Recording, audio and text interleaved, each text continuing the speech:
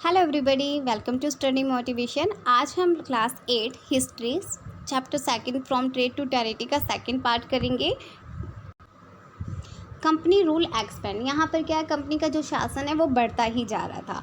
If we analyse the process of annexation of Indian state by the East India Company, यहाँ पर क्या हमने first part में देखा जा कि जो ईस्ट इंडिया कंपनी है वो इंडियन स्टेट पर क्या कर रही थी, अपना कब्जा करती जा रही थी 1757 से लेकर 1857 तक, और उनका जो शासन है वो भी बढ़ता जा रहा था। इसमें क्या था जी कि जो कंपनी थी, company rarely launched A direct military attack on unknown territory. जो कंपनी है किसी भी टेरिटरी पर, किसी भी क्षेत्र पर डायरेक्ट अटैक नहीं करती थी।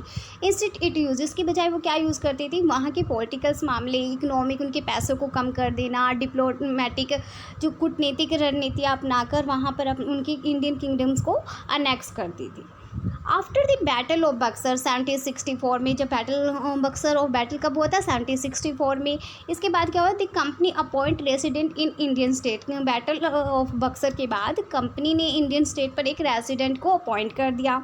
दे वर पॉलिटिकल और commercially agent and their job was to serve and further the interest of the company. यहाँ पर जो कंपनी है वो क्या करती थी, उस जो रेसिडेंट अपॉइंट किया था वो इंडियन स्टेट के कॉमर्शियल और पॉलिटिकल्स मामलों को की जानकारी रखता था, और किसको कर देता था, कंपनी को देता थ्रू दी रेसिडेंट्स। अब यहाँ पर जो रेसिडेंट है उनके थ्रू कंपनी क्या करती थी, कंपनी के जो अधिकारी थे उन्होंने क्या कर दिया था, स्टार्ट कर दिया था इंटरफेयरिंग करना internal affair of Indian state. जो भी काम होते थे इंडियन स्टेट के, उनमें क्या करते थे, वो इंटरफेयर, दखलंदाजी करना स्टार्ट कर दिया था।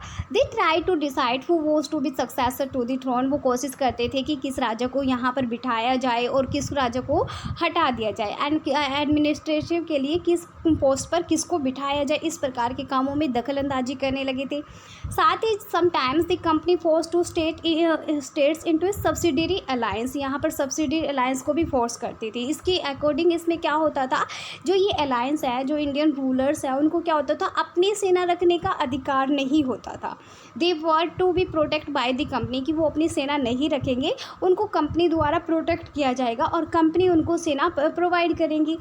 बट हैड टू पे for the subsidiary force that the company. और क्या था, रूलर्स को क्या करना पड़ता था, उसके बदले में पे करना पड़ेगा। किसको पे करना पड़ेगा, कंपनी को पे करना पड़ेगा। और क्योंकि जो वो फौज सेना उनको दे रही है, उनको मेंटेन कर रखने के लिए उनके खाने खर्चे का कौन करेगी, कंपनी करेगी। लेकिन पैसा कौन देंगे, इंडियन रूलर्स देंगे। अब यहाँ पर देखने वाली बात यह है कि जब सेना एक कंपनी की होगी, तो अगर इंडियन रूलर्स का किसी के साथ युद्ध हो जाता है, तो कंपनी के साथ ही अगर युद्ध हो जाता है, तो वो कंपनी के लिए काम करेगी, ना कि इंडियन रूलर्स के लिए। If the Indians ruler fail to make the payment, अगर यहाँ पर इंडियन रूलर्स है पेमेंट देने के लिए फेल हो जाते थे, पेमेंट नहीं दे पाते थे, तो पेनल्टी के तौर पर कंपनी क्या करती थी, उनके टेरिटरी को अपने कब्जे में ले लेती थी। फॉर एग्जाम्पल, रिचर्ड वेल्लेस्ली जब गवर्नर जनरल से 1798 से लेकर 1805 तक, द नवाब ऑफ अवध, यहाँ पर अवध है, उसकी टेरिटरी, हाफ टेरिटरी को कब उन्होंने अपने कब्जे में ले लिया था, 1801 में, क्योंकि वो क्या करते थे, वो फेल हो गए थे पेमेंट देने में। नेक्स्ट, इसी के साथ उन्होंने हैदराबाद को भी अपने कब्जे में ले लिया था। Tipu Sultan, the tiger of Mysore. ये बहुत इंपॉर्टेंट है कि टाइगर ऑफ मैसूर किसे कहा जाता है, टीपू सुल्तान को कहा जाता है। दोनों में टी आता है, टाइगर ऑफ मैसूर और the Tipu of Sultan. The company resort a to direct military. अब यहाँ पर क्या है, जो कंपनी है पहले डायरेक्ट ही अटैक नहीं करती थी, अब क्या है, कंपनी ने डायरेक्ट अटैक करना भी स्टार्ट कर दिया, क्योंकि जब उन्हें लगता था कि उन पर खतरा हो रहा है। इसी के साथ ये उदाहरण कहाँ पर, मैसूर में देखने के लिए मिलता है, जहाँ पर वो डायरेक्ट अटैक करना स्टार्ट कर दिया था। Mysore had a grown in standard. जो मैसूर है बहुत ही ग्रो कर रहा था, उनकी जो लीडरशिप थी, मतलब लीडर थे, वो बहुत ही पावरफुल थे। कौन थे, हैदर अली और उनके बेटे टीपू सुल्तान। में क्या है, मैसूर बहुत ही तरक्की कर रहा था।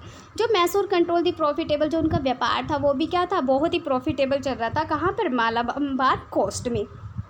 वेयर दी कंपनी परचेज, जहाँ पर कंपनी क्या करती थी, पेपर, कार्डमम जैसे मसालों को परचेज करती थी। 1785 में टीपू सुल्तान ने क्या कर दिया, स्टॉप कर दिया कि जो कंपनी है उनके साथ इलायची, चंदन या फिर काली मिर्च जैसे व्यापार, इन चीज़ों का कोई भी व्यापार नहीं करेगा। साथ ही उन्होंने डिसअलाउड जो लोकल मर्चेंट होते थे, जो छोटे छोटे व्यापारी है, उनको भी मना कर दिया कि कंपनी के साथ कोई भी व्यापार नहीं करेगा। और इसके साथ ही उन्होंने क्या करा, उन्होंने अपने बहुत ही अच्छे रिलेशनशिप बना लिए, किसके साथ, फ्रेंच के साथ उन्होंने अपने बहुत ही अच्छे रिलेशनशिप बना लिए। और उनके साथ मिलकर अपनी जो सेना थी उसको भी क्या कर लिया, मॉडर्नाइज कर दिया। दी ब्रिटिश वर फ्यूर्स, अब जो ब्रिटिश है वो बहुत ही खतरे के तौर पर इनको देख रहे थे, किसको, टिपू सुल्तान और हैदर अली को, कि ये बहुत ही अभिमानी है, बहुत ही खतरनाक है, इनको क्या करना चाहिए, इनको नष्ट कर देना चाहिए। ब्रिटिश जो कंपनी थी उन्होंने ये सोचा, और उनको नष्ट करने के लिए उनके साथ क्या 4 युद्ध लड़े गए 1767 से लेकर 1799 तक। ओनली इन द लास्ट युद्ध था, द बैटल ऑफ श्रीरंगपट्टनम, जो लास्ट युद्ध है 1799 में कब हुआ था, श्रीरंगपट्टनम में हुआ था, जहाँ पर कंपनी को बहुत ही बड़ी जीत मिली थी। टीपू सुल्तान वहाँ पर क्या हो गए थे, हार गए थे, कहाँ पर, उन्हीं की कैपिटल श्रीरंगपट्टनम में। मैसूर, इसके बाद जो मैसूर है उनके जो रूलर्स है उसको क्या कर दिया, चेंज कर दिया गया, वोडरॉय को वहाँ का नवाब बना दिया गया, और उसके साथ क्या सब्सिडरी अलायंस कर दिया गया, क्योंकि कंपनी तो चाहती ही यही थी। वॉर विद द मराठास, अब क्या है, अब वो मराठों की पावर को भी क्या ख़त्म कर देना चाहती थी। 18th सेंचुरी में द कंपनी ऑल्सो यहाँ पर क्या मराठों की पावर को डिस्ट्रॉय करना चाहती थी। थर्ड बैटल पानीपत, यानी 1761 में, बहुत इंपॉर्टेंट है कि जो पानीपत का तीसरा युद्ध कब हुआ था, 1761 में पानीपत का तीसरा युद्ध हुआ था। यहाँ पर क्या उनको हरा दिया गया, और जो मराठों का सपना था दिल्ली से बैठकर क्या करना, शासन चलाना था, वो भी चकनाचूर हो गया था। देवर डिवाइडेड, अब जो उनकी टेरिटरी थी उनको डिवाइड कर दिया गया था अलग अलग छोटे छोटे क्षेत्रों में, और उनके छोटे छोटे जो मुखिया है सरदार बना दिए गए थे। और इन टेरिटरी के मुखिया किनको दे, सिंधिया, होलकर, गायकवाड़ एंड भोसले को दे दिए गए। जो इनका जो सबसे बड़ा चीफ होता था वो कौन था, पेशवा थे, जो कि पुणे से बैठकर शासन करता था। Mahadji Scindia and Nana फर्सिस were two famous, यहाँ पे जो बड़े सोल्जर थे वो कौन थे, Mahadji Scindia and Nana फर्सिस। The Maratha were सोबिड in A series of Wars, अब मराठों के साथ भी क्या लगातार कंटिन्यू युद्ध हुए थे। फर्स्ट वॉर कब एंड हुआ था, 1782 में फर्स्ट वॉर खत्म हो गया था, जो कि ट्रीटी ऑफ सालबाई, यहाँ पे संधि सालबाई संधि के साथ वो खत्म हो गया, और यहाँ पर कोई क्लियर विक्ट्री नहीं थी कि कौन हारा कौन जीता।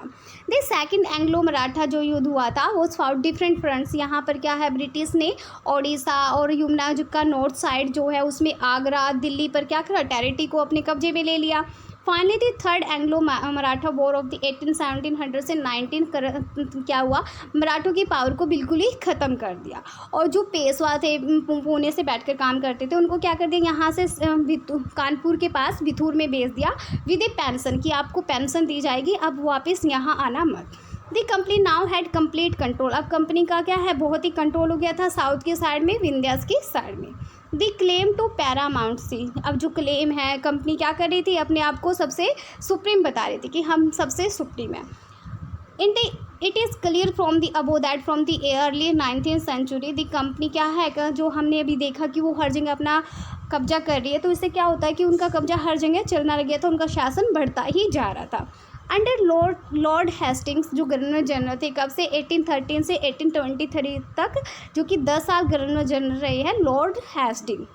ए न्यू पॉलिसी, उन्होंने एक नई पॉलिसी बनाई पैरामाउंट से, जिसका मतलब था now the claim company that it authority was paramount और सुप्रीम, जिनका क्लेम था कि वो सबसे सुप्रीम है, और hence its power was greater than that of Indian state, जो कि उसकी पावर है वो इंडियन स्टेट से क्या है, बहुत ही ज़्यादा है। In order to protect it interest it was justified in annexing or threatening, अब यहाँ पर कंपनी क्या कह रही है कि उनकी जो पावर है इंडियन स्टेट से सबसे ऊपर है, अब वो इंडियन के जो किंगडम है, जो राज्य है, उनको क्या करे, उनको अपने अधिकार में कभी भी ले सकती है, और उन पर जो कहेगी वो उनको मानना पड़ेगा। This view continue guide later British policies as well, और इस प्रकार क्या है, ये चीज़ें उनकी जो कंपनी की बातों में और कंपनी की रणनीतियों में अलग से दिखाई भी देती थी कि वो हर क्षेत्र को अपने कब्जे में ले लिया। This process how did not go unchallenged, अभी कह रही है कि हम किसी भी क्षेत्र को अपने कब्जे में ले सकती है, इस बात को तो लोग चैलेंज करते ही। फॉर एग्जांपल जो ब्रिटिश ट्राई, जो ब्रिटिश ने कब्जा करने की सोची थी एक छोटे से स्टेट को, कितूर को, जो कि अब कर्नाटक है, यहाँ पर रानी चिन्नम्मा ने क्या करा, जो कि इनकी एंटी थी, जो ब्रिटिश के बिल्कुल विरोधी थी, उन्होंने अपनी सेना के साथ आंदोलन करना स्टार्ट कर दिया। बाद में वो 1824 में क्या क्या अरेस्ट कर दी गई और उनको जेल में 1829 में जेल में उनकी मौत हो गई। बट रायना ए पुअर चौकीदार, जो कि एक चौकीदार था, बहुत ही गरीब था, संगोली इनकी तूर के संगोली में रहता था। उन्होंने क्या करा, उन्होंने इस आंदोलन को स्टार्ट रखा कंटिन्यू विथ पॉपुलर स्पॉट, और उन्होंने क्या करा, जो ब्रिटिश के कैंप से उनको डिस्ट्रॉय कर दिया, उनके रिकॉर्ड्स को डिस्ट्रॉय कर दिया। He was caught the hang, बाद में वो उनको पकड़ लिया गया और 1830 में उनको क्या, फांसी की सज़ा दी गई। You will read more about several cases of, अभी इसके बारे में हम अगले चैप्टर्स में आगे पढ़ेंगे। In the late 1830s in East India company become worried. अब क्या है, 1830 में ईस्ट इंडिया कंपनी को भी बहुत चिंता होने लगी। किससे? रसिया से, क्योंकि वो सोच रही थी कि जो रसिया है अपने शासन को बढ़ाते हुए एशिया साइड आ रहा था और वो इंडिया में एंटर कर जाएगा और नॉर्थ वेस्ट को क्या करेगा, अपने कब्जे में ले लेगा। तो इसी डर की वजह से ब्रिटिश ने सोचा कि नाउ वांटेड टू सिक्योर, वो जो नॉर्थ वेस्ट का क्षेत्र था उसको क्या करना चाहती थी, वो सिक्योर करना चाहती थी। उन्होंने अफ़गानिस्तान के साथ क्या कंटिन्यूस बहुत लंबे युद्ध लड़े 1838 से 1842 तक एंड स्टेबल, और इनडायरेक्ट कंपनी वहाँ पर क्या क्या अपना इनडायरेक्ट रूल करना स्टार्ट कर दिया।